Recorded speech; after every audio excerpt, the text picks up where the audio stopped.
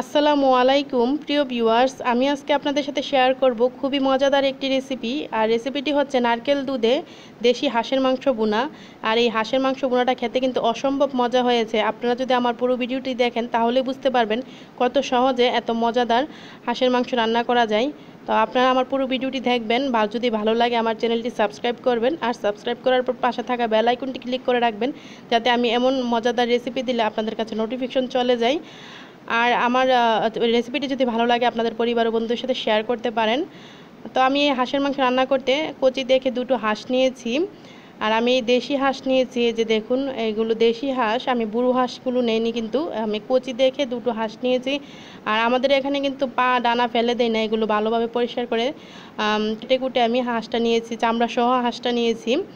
তো আমি হাঁসের মাংসটা ভালোভাবে ধুয়ে নিয়েছি। আর এখানে আমি 2 কাপ পেঁয়াজ নিয়েছি। পেঁয়াজের পরিমাণটা আমি বাড়িয়ে দিব, কারণ পেঁয়াজটা যদি বেশি দেই তাহলে হাঁসের মাংসর ঝোলটা ঘন হবে আর খেতে কিন্তু বেশি মজা হবে। আর এখানে আমি ধনিয়া গুঁড়া 2 চা চামচ নিয়েছি, হলুদ গুঁড়া 3 চা চামচ নিয়েছি, মরিচ গুঁড়া 3 চা চামচের চেয়ে একটু বেশি নিয়েছি, আমি ঝাল ঝাল করে রান্না করব, প্রায় 4.5 চা চামচ মরিচ গুঁড়া নিয়েছি। আর জিরা গুঁড়া নিয়েছি 3 চা চামচ। আর এখানে আমি 2 টেবিল চামচ আদা বাটা নিয়েছি, 2 টেবিল চামচ রসুন বাটা নিয়েছি। মশলার পরিমাণটা আপনারা আপনাদের পছন্দ মতো কম বেশি করতে পারেন। তো আমি কিন্তু মশলাটা বাড়িয়েই দিয়েছি। আর এখানে আমি মাংসের যে মশলা, জয়িত্রী, জয়ফল, লং, তারপর কাবাব চিনি, পোস্তদানা সব কিছু এখানে মিলিয়ে আমি ব্লেন্ডার করে নিয়েছিলাম একটু হালকা তেলে। এটা হচ্ছে মাংসের মশলা। তো এই মাংসের মশলাটা আমি এখানে 1 টেবিল চামচ নিয়েছি। এই মাংসের মশলাটা মাংসে দিলে কিন্তু খেতে বেশি মাংসটা মজা হয়। আর এখানে আমি নারকেল দুধ নিয়েছি 1 কাপ। নারকেল দুধটা আমি ফ্রিজে রাখাই কিন্তু একদম ঘন হয়ে বসে আছে। তো আমি এখন চুলায় একটা প্যান বসিয়ে দিব। আর প্যানটা গরম হওয়ার পর আমি এখানে প্রায় 1 কাপ তেল দিয়ে দিব। হাঁসের মাংস কিন্তু তেল থাকে, তেলটা এত বেশি বাড়িয়ে দেওয়ার দরকার নাই, 1 কাপ তেল দিলেই হবে, যেহেতু দুটো হাঁস। তো এখন তেলটা গরম হওয়ার জন্য অপেক্ষা করব। আর তেলটা যখন গরম হবে তখন আমি এখানে যে পেঁয়াজ রেখেছিলাম পেঁয়াজগুলো দিয়ে দিব। আমি কিন্তু এখানে 2 কাপ পেঁয়াজ কুচি দিয়ে দিব, কারণ পেঁয়াজটা বেশি দিলে কিন্তু মাংসটা খেতে বেশি মজা হয়, তাই কিন্তু আমি পেঁয়াজের পরিমাণ বাড়িয়ে দিচ্ছি। আপনারা যদি পেঁয়াজ পছন্দ না করেন তাহলে কমিয়েও দিতে পারেন। আর এখানে আমি এলাচ দিয়ে দিয়েছি 12 থেকে 13টি। আর দারচিনি আমি ভেঙে 4-5 টুকরো দিয়ে দিয়েছি। 4-5টা তেজপাতা আমি টুকরো করে দিয়েছি। তো এখন আমি নেড়ে চেড়ে ভালোভাবে মিশিয়ে নিচ্ছি। আমি জাল জাল করে হাঁসের মাংস ভুনা পছন্দ করি, তাই আমি জাল জাল করে আর মশলাটা একটু বাড়িয়েই মাংসটা সবসময় রান্না করি। আর মশলা বাড়িয়ে কিন্তু হাঁসের মাংস রান্না করলে খেতে বেশি মজা হয়, মশলা কম দিয়ে রান্না করলে অতটা মজা হয় না। মশলা বাড়িয়ে হাঁসের মাংস, গরুর মাংস রান্না করলে খেতে অসম্ভব ভালো লাগে। আমাদের বাসার সবাই খুব পছন্দ করে মশলা বাড়িয়ে একদম জাল জাল করে হাঁসের মাংস রান্নাটা। এই যে আমি পেঁয়াজগুলো ভেজে নিচ্ছি। তো পেঁয়াজটা আমি কিন্তু একদম কড়া করে ভাজবো না, হালকা ভাজা হলেই হবে। এই যে দেখুন পেঁয়াজটা কিন্তু হালকা একটা কালার চলে এসেছে।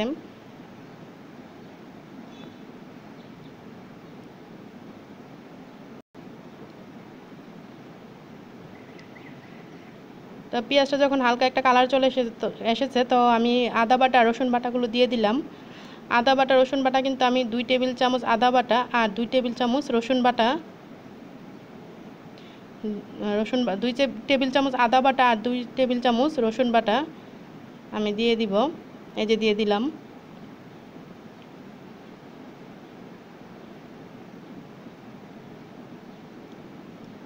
আমি আদা বাটা রসুন বাটাটা যাতে কাঁচা গন্ধ না থাকে তাই 2 থেকে 3 মিনিট ভেজে নিব মিডিয়াম আঁচে। চুলার আঁচটা আমি এখন মিডিয়াম করে দিয়েছি, যেহেতু মশলা দিব।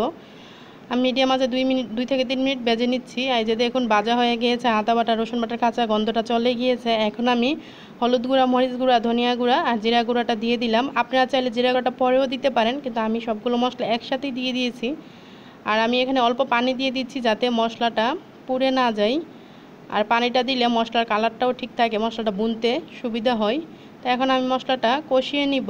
এই যে দেখুন আমি মশলাটা কষিয়ে নিব। আর আমি এখানে পরিমাণ মতো লবণ দিয়ে দিলাম। আমি মশলাটা ততক্ষণ পর্যন্ত কষাবো যতক্ষণ পর্যন্ত তেলটা উপরে না চলে আসে। তো এইভাবে আমি নেড়ে চেড়ে কষিয়ে নিচ্ছি। এই যে দেখুন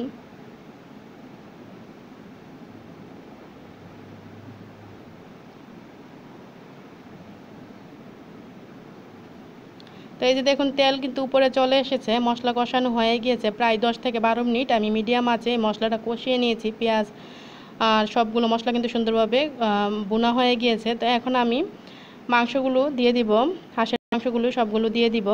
আপনারা যারা পা বা ডানা পছন্দ করেন না, গিলা পছন্দ করেন না, তারা কিন্তু এই গিলা কলিজা পা ডানা ফেলে দিয়েও রান্না করতে পারেন।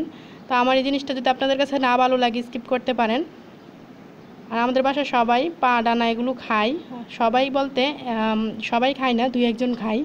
তো তাদের জন্য এই পা ডানাগুলো না, আর অনেকে এগুলো পছন্দ করে না। তো আমি সব মাংস কিন্তু নেড়েচেড়ে ভালোভাবে মিশিয়ে দিয়েছি। আমি মাংসটাও কিছুক্ষণ কষিয়ে নিচ্ছি। তো আমি ঢেকে 10 থেকে 15 মিনিট মাংসটা কষিয়ে নিয়েছি। এই যে দেখুন, মাংসটা যত কষানো হবে রান্নাটা কিন্তু তত বেশি মজার হবে।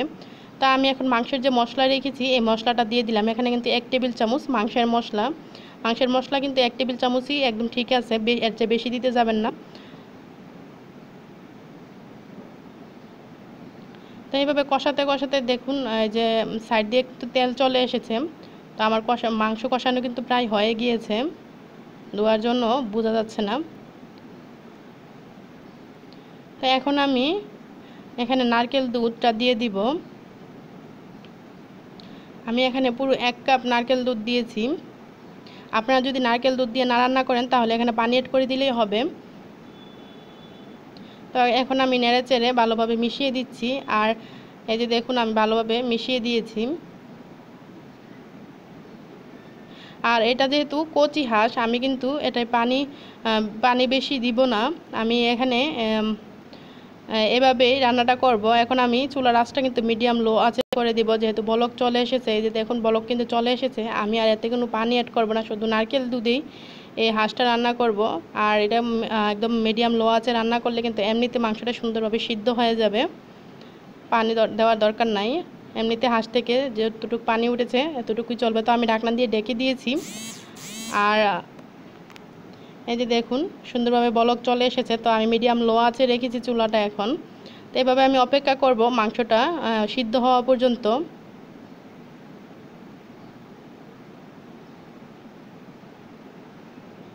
তো এই যে দেখুন 20 থেকে 25 মিনিট পর ঝোলটা কিন্তু যে দুধটা দিয়েছিলাম এটা কিন্তু শুকিয়ে মাখা মাখা হয়ে গিয়েছে। আর মাংস রান্নাটা কিন্তু হয়ে গিয়েছে। আমি একটা মাংস চেক করে নিয়েছি, মাংস খুব সুন্দরভাবে সিদ্ধ হয়ে গিয়েছে। আর লবণ টবণ সব কিছু চেক করে নিয়েছি, সব কিছু একদম পারফেক্ট আছে। আপনারা যদি জাল কম খান তাহলে মরিচের গুঁড়াটা কমিয়ে দিবেন। আমি কিন্তু একটু জাল জাল করে হাঁসের মাংসটা রান্না করেছি। আর আমি এতে কোনো পানি কিন্তু অ্যাড করি নাই, আপনারা চাইলে পানিও অ্যাড করতে পারেন একটু ঝুলঝুল করে রান্না করতে চাইলে। আমি এটা একদম মাখা মাখা রান্না করেছি, তাই আমি কোনো পানি অ্যাড করি নাই। তো আমি এখন চুলাটা বন্ধ করে দিব। আর এই যে চুলা বন্ধ করে দিয়েছি, আর আমি একটা বাটিতে তুলে নিয়েছি আপনাদেরকে দেখানোর জন্য। এটা দেখুন কতটা মাখা মাখা হয়েছে, আর দেখে তো বুঝতে পারছেন কতটা সুন্দর হয়েছে। আর এটা খেতে কিন্তু অসম্ভব মজা হয়েছে হাঁসের মাংসটা। আপনারা আমার রেসিপিটি ট্রাই করে দেখবেন, আপনাদের কাছে অবশ্যই ভালো লাগবে। তো আমার এই রেসিপিটি যদি ভালো লাগে একটা লাইক দিবেন, কমেন্টে কোনো প্রশ্ন থাকলে জানাতে পারেন, আমি অবশ্যই উত্তর দিব। আর আমার রেসিপিগুলো আপনাদের পরিবার ও বন্ধুদের সাথে শেয়ার করতে পারেন। আর আমার রেসিপি যদি ভালো লাগে আমার চ্যানেলটি প্লিজ সাবস্ক্রাইব করবেন। আর আমার আজকের এই ভিডিওটি দেখার জন্য আপনাদের সবাইকে অসংখ্য ধন্যবাদ। সবাই ভালো থাকবেন। আল্লাহ হাফেজ।